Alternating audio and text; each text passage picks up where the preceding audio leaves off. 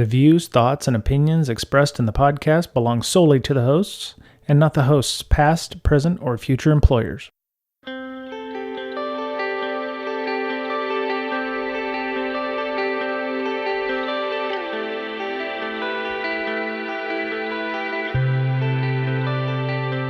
Hello, everybody. Welcome back. It's Brian, Mr. Betcher, and Miss Berlin for the late edition of Breaking Down Security this week. Yo. Because yesterday, of course, for the U.S. Americans was, XY Day. If you have parents, the XY Day. Father's Day for those of you who don't understand genetics. I don't get gifts anymore for Father's Day. Mr. Betcher, what did they get you for? I don't. My wife actually gave a lovely donation to St. Jude's Children's Hospital. So I dig that. I'd rather have people spend money improving other people's lives than my own. So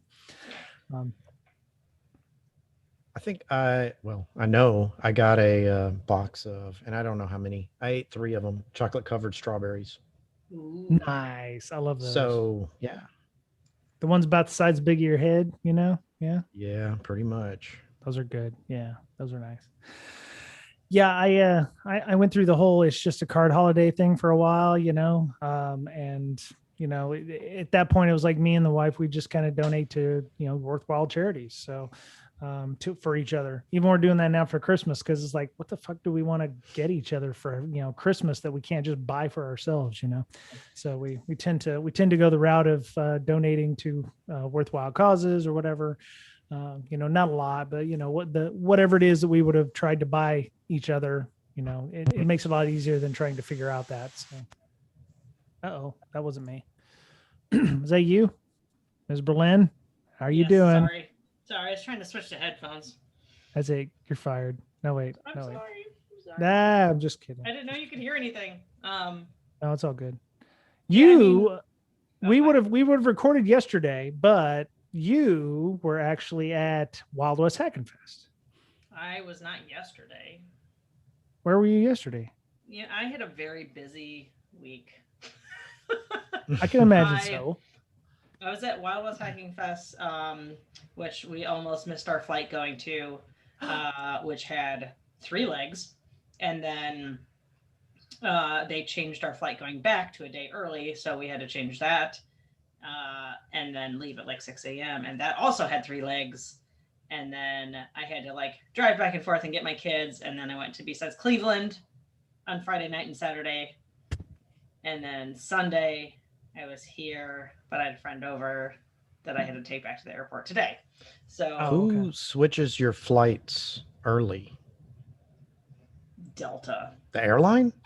Oh, you got hit by Delta too. Okay, so no, that was Southwest. Southwest had issues. Southwest was the one that grounded a bunch of planes. Yeah, I think they had some kind of the temperature on the runway was too hot in Reno, and you couldn't get off. The pressure density and the density altitude would not allow the planes to leave, is what I understood. So that's a weather term. So y'all can go bullshit. So they can say, "Oh, we know you're going on vacation to Italy for 5 days, but we're just going to make that 4 days. You're coming back early." Yeah, they can do that. Pretty much. I'm like, I have a workshop to give. I can't leave. Right. Yeah. When we're planning on going to Europe in August, and my wife went to check out our flights, and they changed it from a late night on the 10th of August to early morning on the 10th of August, and we were going to have to stop in. Where the hell were we going to end up stopping? It was like Atlanta. We were going to have to stop in Atlanta instead of having a nonstop flight from Seattle to Heathrow. And then all that shit with COVID in London and the UK causing issues with flights getting canceled. We ended up going to Italy. So we're going to be in Rome for 4 or 5 days. But yeah, I mean, they're just Delta's just fucking flights up, man. And, just not doing a good job of letting people know. So 3 legs to go to Reno. What were you like? Reno to Vegas, Cleveland to Detroit, Detroit to Salt Lake City, and Salt Lake City to Reno. Oh my God. It was terrible. Yeah. We woke we woke up at 5 o'clock for our 5:20 boarding. I saw that on Facebook where you're like That was bed to super airport fun. in 25 minutes. Wow, that's pretty Mhm. good. Yeah, yeah. That taxi driver got a good tip. Step on it. He drove us there in 6 minutes because we got like packed and downstairs in 5. Drove us there in 6 minutes. We were through security in like 10. Wow. How long does it normally take one to get to the airport from your house? That was leaving. That was coming back. So that was like from the hotel to the Reno airport, like Reno Cabo. Okay. Mm-hmm. Like Wow. from my house to the airport, it's an hour and a half. So there's no way that would have happened. Yeah. Yeah. Wow. Yeah. That's impressive. So you said Wild West Hacken Fest was good. There was a lot of good Very stuff good. going on. Yeah. Mm-hmm. Yeah, it was super cool. Small gig, like just I don't know, it was maybe 200 people there. Okay. But I like the smaller ones because you can like I think you're more likely to meet new people. Right. Right. Like you can kind of, you're like, there's only 10 tables and I don't really know anybody here right now. So you just go and you sit down and you meet somebody new, and it was a lot of fun. So this was one of probably the first major conferences that had been held in person. Yeah. I mean, it's the first that I know of that's been held in person. I mean, and they did hybrid. So like our training class was hybrid. And everything worked out fairly smooth. I mean, there's always going to be like random weird like laptop and go to meeting issues, right? But I kind of hope that they just continue to do that for all conferences then for forever, because it really makes it more accessible. No, I really agree about the virtual component. If they can make that happen, that's a thing. Ms. Berlin and Mr. Betcher and myself are co-organizing, InfoSec Camp Out along with, some other folks of our board. And I was like, I want to do a virtual component, but sitting in a campfire doing, a Discord moderation is probably not the best idea. So we're probably not ever going to do a virtual component unless we have something that's indoors. But it definitely makes sense for Defcon, Black Hat, Wild West, Hacking Fest, Far West Hacking Fest. I think they do one in San Diego as well. The Wild West folks were doing something in San Diego. Shmoo would be great virtual too, if they can swing that, but yeah, so that's cool. And besides Cleveland was also in person. It wasn't, it was pretty good. Was it smaller than Wild West? Oh yeah. So they did a pop-up event, right? So there was like maybe 2 sponsors. I mean, Trusted Sec is local, so they're always a sponsor of it. And then we had I think they had two other ones that were local. And literally they had 2 keynotes. Snow was one of them. She was the first keynote. She did an awesome job. Very nice. She talked about like getting out of your comfort zone and like how she got into social engineering. Mm-hmm. And then everyone else was just they put their name in a hat, or Rocky, the organizer, put a bunch of our names in the hat. Just because he knows we speak. And then they like drew names out of a hat, and it was kind of like open mic night. Oh, very cool. Yeah, really super neat. Like I love the whole vibe of it, because there's a really cool guy that it was his first conference talk ever. Wow. Yeah. So that's nice. He made the talk in the back of the bar, like in the morning, and then he did a great job. Like it was pretty cool. Very nice. Very nice. Yeah, I'm hoping to. I actually was supposed to, I think, go to Circle City Con last year, and I'd already bought tickets, but of course it didn't happen. So hoping to go to someplace like Circle City or BlueTeam Con next year to kind of replace the DerbyCon thing, which we don't have anymore. So it was I'm looking forward to going back. So after we get back from Europe, I'm going to try to see if we have anything in the community happening in October, November, December timeframe, and maybe get a flight. So hey, there's Secure West Virginia. That's always super fun. Ooh, yeah, that's in December in like the mountains. Yeah, November in West Virginia. It's not. Does it snow? Is it snow there? It's not snowing there usually by then. Okay, it's a little chilly sometimes. Oh, I'm okay with cold, but not like it's not crazy bad. I can't get trapped at, in some, in some place without a major airport or Starbucks. So shut it. Anyway, so as you can tell, we don't have an interview this week. We probably need to start lining some more out because I'm going to be gone for 3 weeks. So there's going to be a lot of gaps otherwise. So we're going to need to find some interviews. So if anybody's interested in coming on the show and talking, we can definitely set you up with that. And but yeah, when I'm in Europe, unless Mr. Betcher and Mr. Berlin want to get together and do something, we're going to have a break. So. You two could get together and do something, right? Dude, I like a break every now and then. Is that a joke? Is that a thing? I mean, it might be. BREAK. Oh, sorry. Shit. That's not where I was going with that, but yeah, good. Okay. If you got to explain it, it ain't funny. I'm sorry. Yeah. So, yeah. So, so we just got some news this week. We just pulled some things up. Some things actually affecting me in more ways than one. Yeah, well, the first one, the threat actors using Google Drives and sending links, e-hacking news. They said threat actors are using Google Drives and Docs to host novel phishing attacks. I actually got a couple of these on my phone the other day. I was just sitting here and I woke up and there was 2 of them. It was like, oh yeah, you click here to download the document. Like they say the hackers use the phishing lure to get the victim to download the document.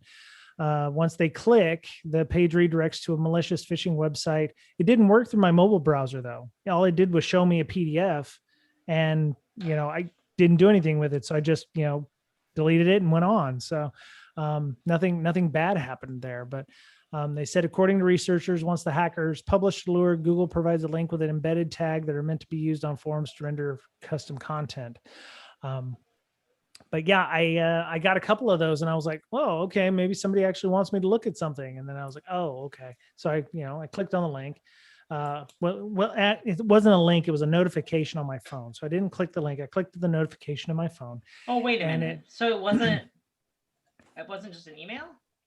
No. So it was like, when you go to Google Docs and you share something out with somebody and it's like, oh, Brian wants to share this document with you. It said something like, James wants to share this document with you. And I was like, oh, okay. I clicked on the notification bar and the page opens up into what looks like a PDF with, obviously, hey, buy our shit. And I was like, okay, no, delete. And then I got it again, but it was a different name.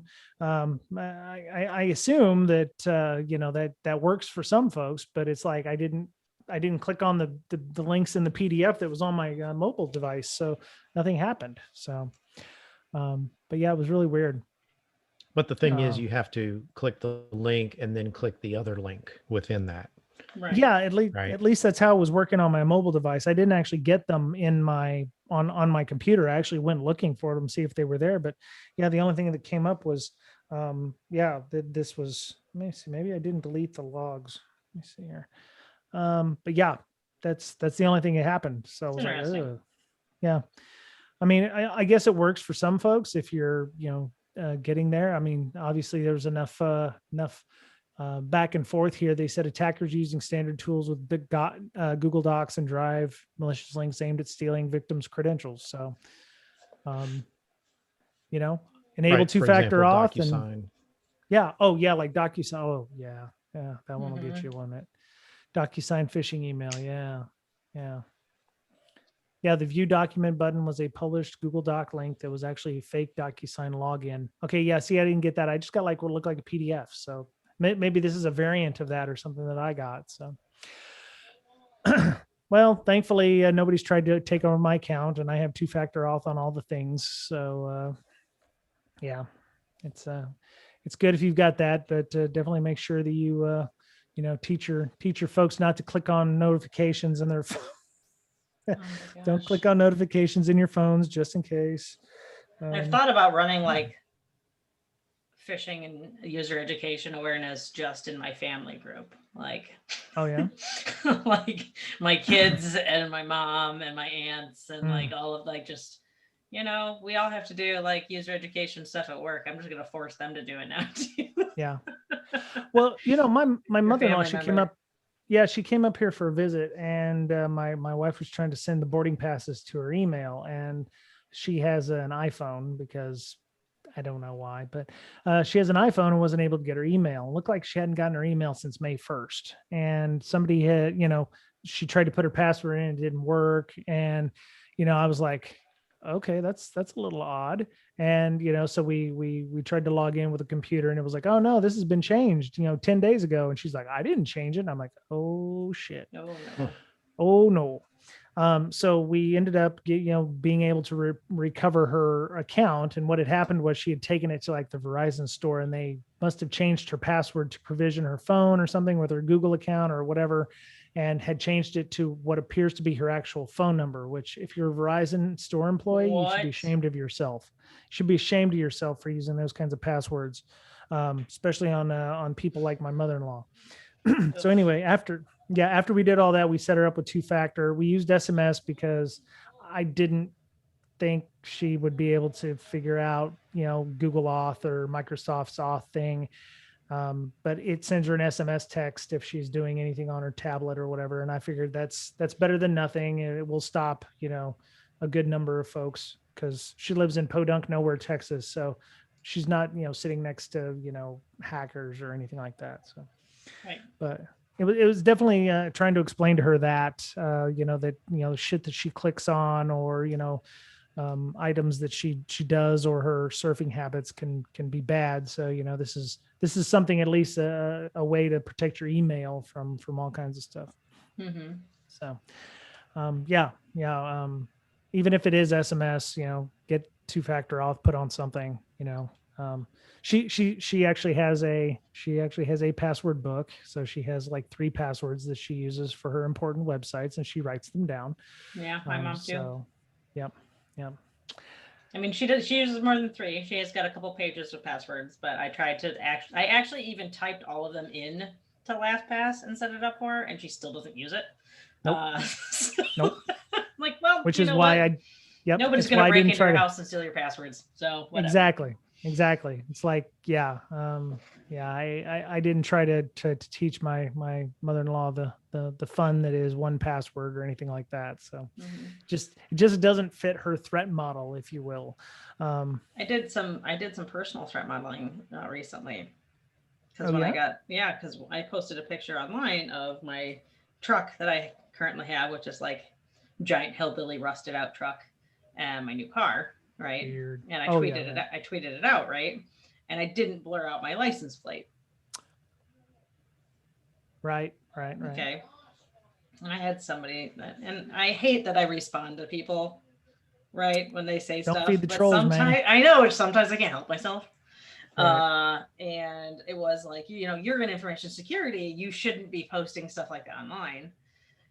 And I mean, my response was like, meh. Because, I mean, think about it. Like, what's the worst thing that could happen? Don't say that. I don't want to say that because a lot of shit like that happens in movies. A million freaking users, but listeners. But I mean, it's not like you have to threat model like that kind of stuff personally all the time. Right. Yeah. I tried to take pictures where I'm not showing things that might describe where I'm at, or where, like when I take photos on my desk here, I'm like, I don't want people to see. You can Google my name and find where I live in like less than 5 minutes. Same for me, because I run the nonprofit and I got all that stuff. Yeah, Mr. Betcher, he's got land. Do the images you post have coordinates embedded? But it doesn't matter because I own my house and I'm a registered voter in Ohio. So, like, I mean, if anybody wants to come visit me in Ohio, feel free. But usually, like, that's so like the metadata. It's not that hard. Yeah. Like maybe if I was traveling, like I'll never post like. I mean, I guess I don't say never, but like, the whole don't let people know when you're gone type thing. But yeah. Well, your roommate's there, Mossberg. Right. Yeah, pretty much. Yeah.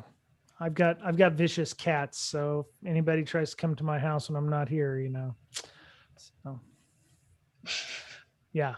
They got 3 cats and they will. I mean, my 9-year-old's like a sniper now, so good luck. Sniper? Really? Yeah. He's taking lessons?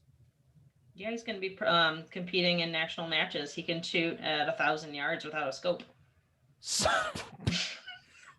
Wow. Okay. 1,000.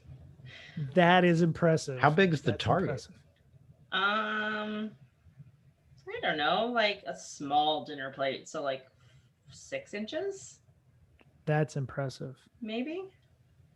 What caliber? Small bore, so 22. Like rifle.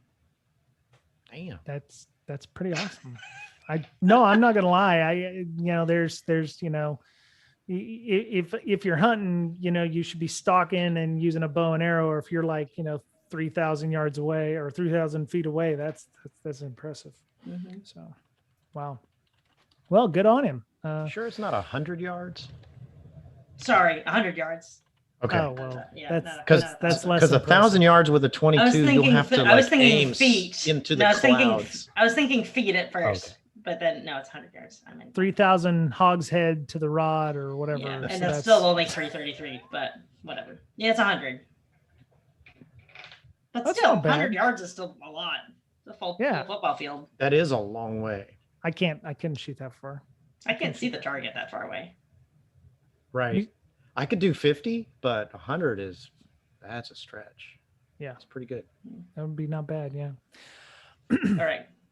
All We are right. supposed Well, to be podcasting. I don't know why. well, we kind of are. Physical security. We call it physical security. I'm sure we have a lot of gun enthusiasts that listen. Yes. From both sides Security. of the aisle. So security. Yeah. Security. So there was something that came up. I'm going to do the GitHub thing because I think this is something we should talk about definitely. So I saw a post from Dave Kennedy, who's the CEO of Trusted Sec, and a bunch of other folks who was starting to agree with him. There was a blog post that GitHub had put out that they're changing their policies around exploits and malware, and their policy says they're focusing on the difference between actively harmful content, which is not allowed on the platform, and at-rest code in support of security research, which is welcome and encouraged. These updates also focus on removing ambiguity in how we use terms like exploit, malware, delivery to promote clarity of both our expectations and intentions. So obviously people might have had a few words to say about the fact that terms like exploit, malware, and offensive security tools may be considered causing harm. It's the person, not the tool. That is true. That is true. Intention. Right. Intention. Yes. And I think we've talked about this at length with Better Safety Net. What's his name? Mick Douglas. Yes, Mick Douglas. Yeah. Sorry, Mick. Drew a blank. My bad. About the intent of people who use Bloodhound or Core Canvas or something like that. There are completely legitimate reasons to have that software available, but just depends on how it's going to be used. I mean, Metasploit is used by bad guys. And again, this goes back to all that debate about, should you be releasing these tools? And Cobalt Strike is used by bad guys, and you have to pay for that. Well, I believe their source was leaked, right? So they have a copy of it. Yeah. So I'm sure that they've made changes to the paid product, but the old version, which is still fairly useful, is still out there. You're absolutely correct. I don't know the difference between actively harmful content and at-rest code. Right. Oh, you know what? Maybe if it's like calling back as a C2. That could be. I could definitely see C2 being actively harmful. Because they've been like C2 traffic that has been posted on like Slack and GitHub and like all those places, right? So maybe that's using GitHub pages or whatever. Yeah. Mm-hmm. I've also seen O-Day exploit, which somebody's posted up a GitHub with O-Day exploits where you can just download the file and get it done. That would be enabling active harm, I think, if it has, especially if it's like proof of concept code that has been patched yet. I could see that being what they might consider harmful. Mhm. The problem is what are our options? GitHub is, for all intents and purposes, the de facto place to put code. There's Bitbucket. I mean, somebody had mentioned GitLab, which is somewhat decentralized, but then you run into problems of where your code actually is sitting, who has access to it. If it's completely encrypted, great. I don't have a lot of experience with that, so please feel free to set me straight on Twitter if you're listening to this and go, oh, he doesn't know about GitLab. If it's encrypted and it's decentralized and only I can access my own code and whatever, that's great. But the minute you start posting that publicly, then it's out for everybody to have. So they did have, looks like, until June 1st. Okay, so this must have been a couple of months ago. Yeah, April 29th. But yeah, I think I saw this. Dave Kennedy was talking about it, and I went looking for it. So they clarified. I clicked a few links to get here, but it says our intent is to clarify what crosses the line into policy violation. Our existing language qualified the active malware and exploits, which was too broad in practice. Our intent is to narrow scope to, quote, malware and exploits that are directly supporting unlawful activity. For example, a repository that was purposefully created to deliver exploits or malware into a specific victim infrastructure, as opposed to unintended abuse of dual use project. We don't allow anyone to use our platform in response of unlawful active attacks. So I guess what they mean by active attacks is a specific target is what I'm getting. Okay. That makes sense. Yeah. They don't want to be a C2 ability to be sending out C2 or be used as an attack platform. That would not be good for them. So so they issued a clarification. I'll put it in the that's good. Thank you, sir. Show notes. Okay. Let me see. One more, maybe. Let me see. So I'd read a pretty inflammatory article, and I think I was trying to find it again, but they were talking about the vulnerability scores on CVSS are no longer useful. This one is from Kenna Security, which obviously is going to be thinly veiled. I feel like we talked about that before. CLZ stuff. I know we've talked about it. Touched on it. Yeah, I know we've talked about it in the past in terms of, what does that cover? If it's a CVSS level 10, everybody's like, oh my God, it's awful. Well, that's only because there's no controls or, usually something like Citrix. It's not awful to everyone, because what if you don't have Citrix? It's like, Right. And if you have controls in place, the big thing is, it's like, this is a 7.8, but you're reducing it by purple. So, what does that mean? By adding a firewall or how much does that actually reduce the number? Or does it mitigate it completely? I think some of the stuff that was mentioned about cloud environments was the way you patch those and the vulnerabilities there are completely on a different kind of level, and you aren't working towards patching for security purposes. You're patching for things like availability and to protect the data that you're using. I really wish I could find that original article that I was looking at for CVSS cloud environment. I mean, the whole thing is just depends. Right. Yeah. Like all of them. I'm not opposed to the scoring. I'm opposed to certain scoring, but I think scoring is a good thing. Like if in the article they say, if you only do the 10s, then you'll, I forget where it was. I read the thing. You'll miss you'll miss some good stuff. Right. You'll miss some good stuff. But my point is, they mention you might have 2 mil vulnerabilities, right? But if you patch one thing, you could drop that to 1.8. instant. Yeah. Right. Because there might be thousands of vulnerabilities that get patched by one update. Yeah. Right. So I think you need to put that into context, and plus grain of salt. There is a this article is published by a vendor whose specialty is correlating these vulnerabilities. So you have to take that into account. That makes but sense. I get the article. They kind of exaggerate 2 million vulnerabilities. It almost seems like when you read this, you're going to have to patch 2 million things. That's not the case. You could patch 10 things and cut that in half potentially. Right. Yep. So so I did actually find the original article. It said CVSS struggles to remain viable in the cloud native era of cloud native computing. So they said this story is the second in a serial post to examine the role of security in open source supply chain. They said, let me see, the biggest problem with CSS, most non-security people fixate on the score without looking at the metrics that comprise the score. There's a good reason for that. These scores are typically presented to the public. So when you have a 9 out of 10, non-security people don't need to know the score was achieved. They just know that it's not good. They don't know what the metrics mean. And they they say if it's to meet the needs of DevOps and cloud native technology, things need to change. CVSS needs a better way to describe compilation and deployment in its metrics. There should be something like a vendor metric for things about how it's compiled, if there's hardening technologies or other mitigations. That's actually a little true. I mean, you can have a level 10, but because you've got SE Linux or you've got stack canaries in your environment or something, those things need to be, understanding of what's happening there.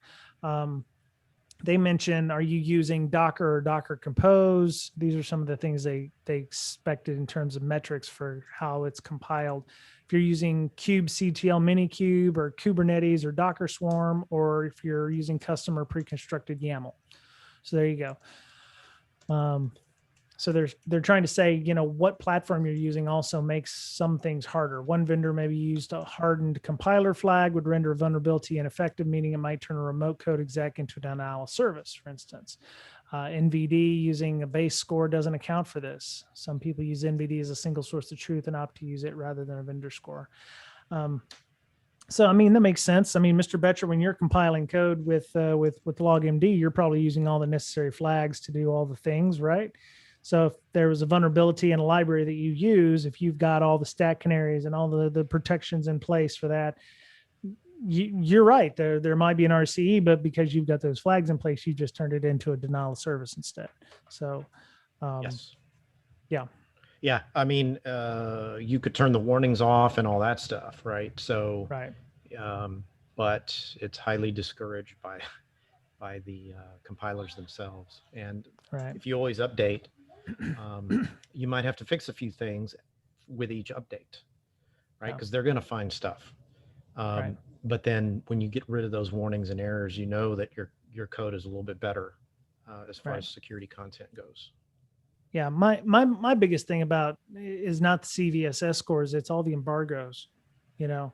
If they found a vulnerability in, say, VMware, and bad guys actually know it exists, and there's an embargo of 90 days because we're trying to make sure that the Fortune 10 companies are all patched before this thing is crushingly bad. You're ignoring the tens of thousands of other organizations that are using VMware that don't have access to the same information and knowledge as, the Fortune 10 companies. And, are they any less important than the Fortune 10 companies? No, they're probably as important, and they need to have that information, but there's no good way of, sharing that information when it's under embargo like that. So it really comes down to, organizations working with various ISACs to try to say, we can't tell you why we're patching this, but you should probably get some patches, that kind of thing. But yeah, I would like to see if there's something different, maybe, instead of CVSS score, maybe in terms of business impact, have a generic idea of, this is going to take your website offline, or this is going to bring your service down, or, this is going to cause your new device that you're launching to, spill its guts about your, environment, or, I would like to see more of a business impact kind of score than a, oh my God, it's a level 10, and, less technical and maybe more business impacting. So, I think those would just be more customized. I can definitely go ahead. You gotta have a good vulnerability management person on staff if you've got 2 million vulnerabilities, it might be worth it to hire somebody that's got a lot of experience patching vulnerabilities and running these scans, because you can't put a price tag on that experience and that knowledge. Right. Right. Well, the problem is that management only wants to patch the ones that show up with names in the media. And I don't know how many engagements I've been on in the last 4 months where it's like, oh yeah, we need to fix these really high criticality ones. Well, what about these 5 low ones here that can be used to, gain account access or account takeover? Unless your vendors that are coming in to do testing is showing the chain or showing the scenario of, okay, yes, these are really, really bad, but I can get privilege escalation here. I can get service escalation here. I can then pivot from these boxes to, this other system here through the API, or, these 5-6 low level chain together vulns may be painful, or, these 5 or 6 things. If all I need is, something to finish this inside straight of, chain here, then, I'd have complete takeover of your system. You need to patch these lower ones. So, I mean, I think it behooves us when we're talking to third-party vendors who are doing our testing, to make sure that they can help paint that proper scenario in that case. I use inside straight, but if you've got a 3-4 and a 5, a 3-4 and a 6-7, and you're just looking for that one little piece that's going to complete that chain, you need to call that out with your customer, or ask those questions, because it may not be in place now, but you may unveil some kind of product or change your environment such that, you don't need the 5 in the inside straight anymore, to be able to make that happen. So trying to use gambling references because Miss Berlin was just in Reno. So she probably, sat at the tables for a little bit. I do not. What? I'm not a gambler. Oh, yeah. Oh, so, you found something called math, right? Yeah, that's right. I'd rather just guess. I'd rather just guess and buy stocks. That is the ultimate gamble. It really is. Unfortunately, all of my Dogecoin Mhm. died. So yeah. I've won way more guessing on the stock market than I have in any time I've gambled anything. Yeah, somebody told me once, it was like, buy the stocks of the companies you like or that you use. So when I first started buying stock, I bought and buy stocks that give you dividends. So if you buy into what? Yep. Yeah, you buy Microsoft, they give you dividends. Starbucks is the same way. Qualcomm, I think, is another one that gives out dividends. I have all those.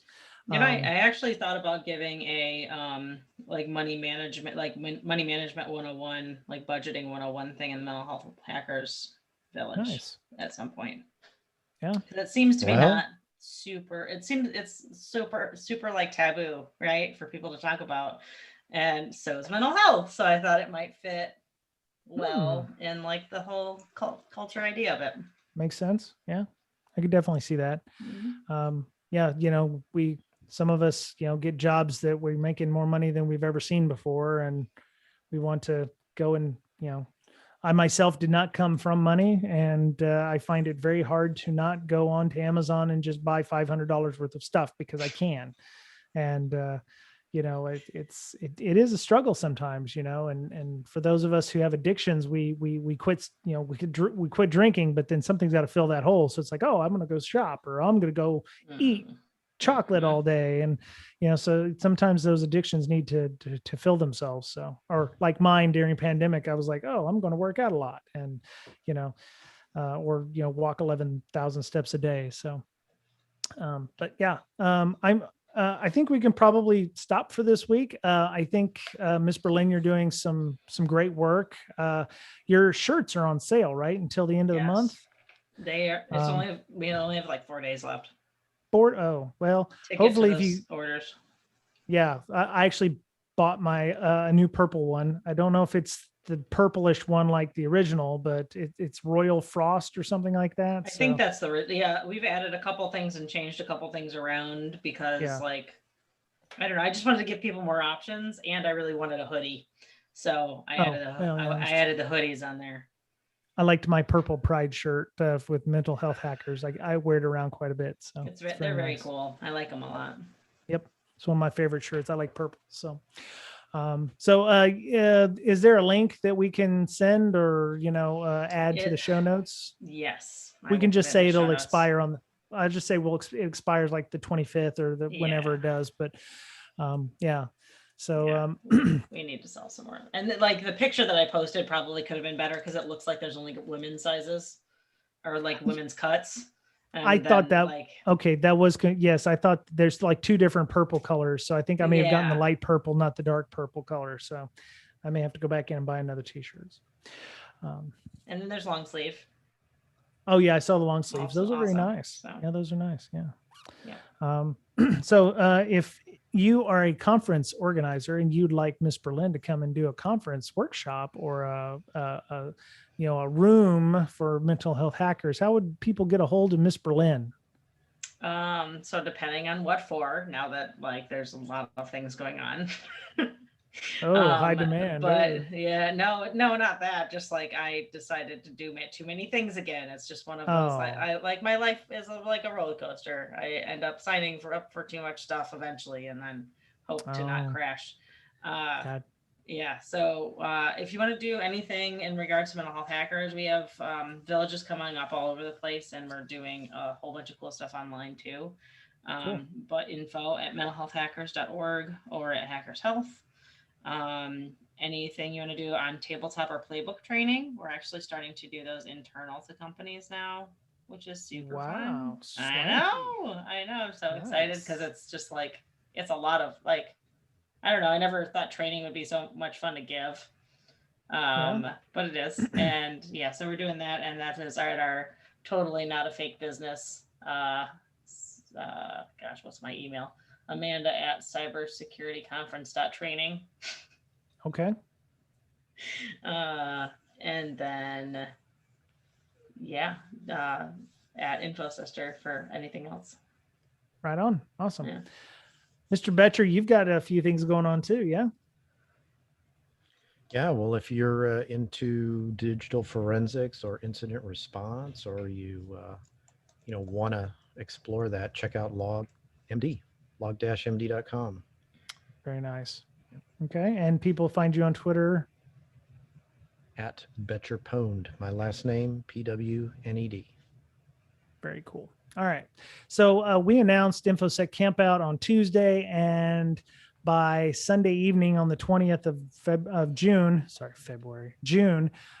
we were sold out of camping spots. Right now, the only ones we're holding in reserve are for our speakers who may want to camp with us. So we're going to verify with our speakers if they want to camp or not. And if they do, then you're shit out of luck. But if they don't, we may have some more spots open and available to go camping here in the Seattle area.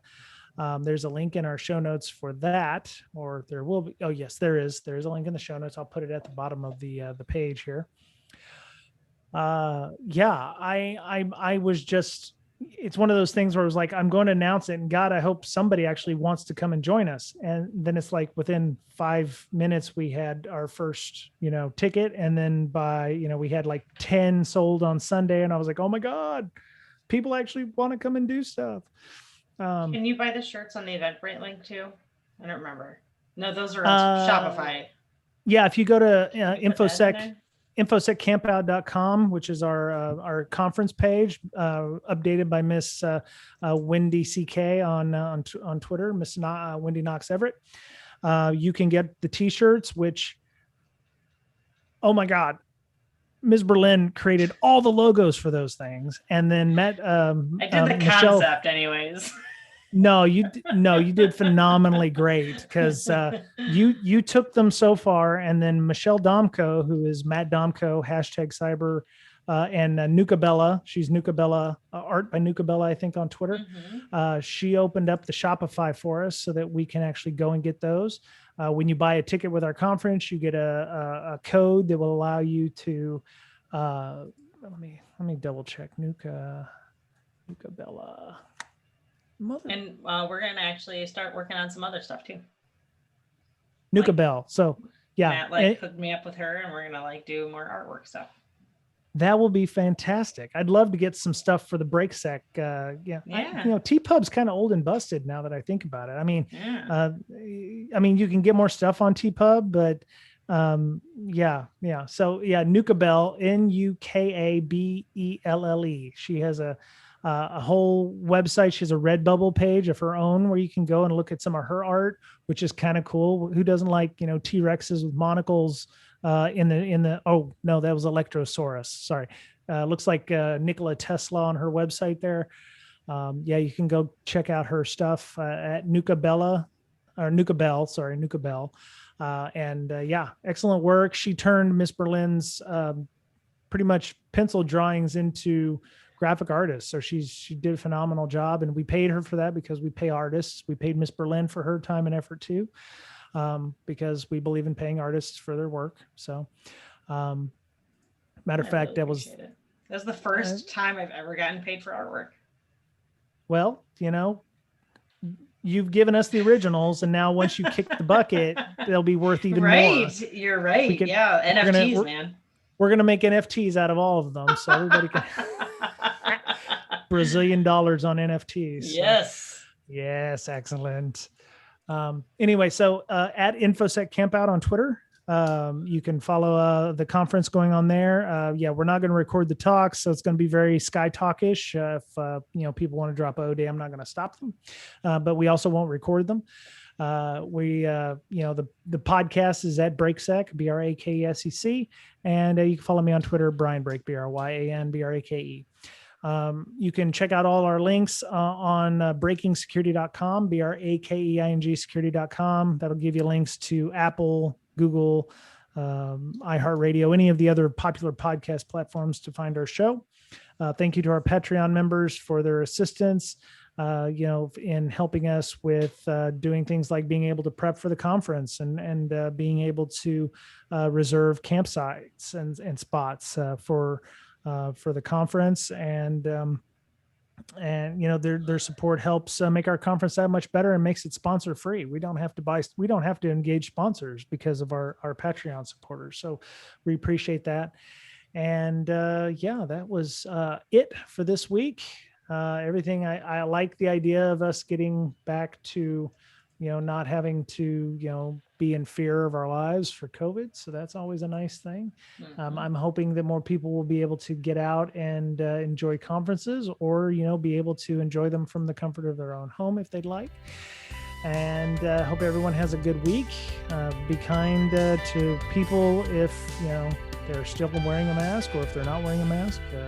We don't understand their specific scenario or threat model. So, just keep doing what you're doing and protecting yourself and taking care of yourself, because you're the only you have, and that's what's important. And we'll talk to you again real soon.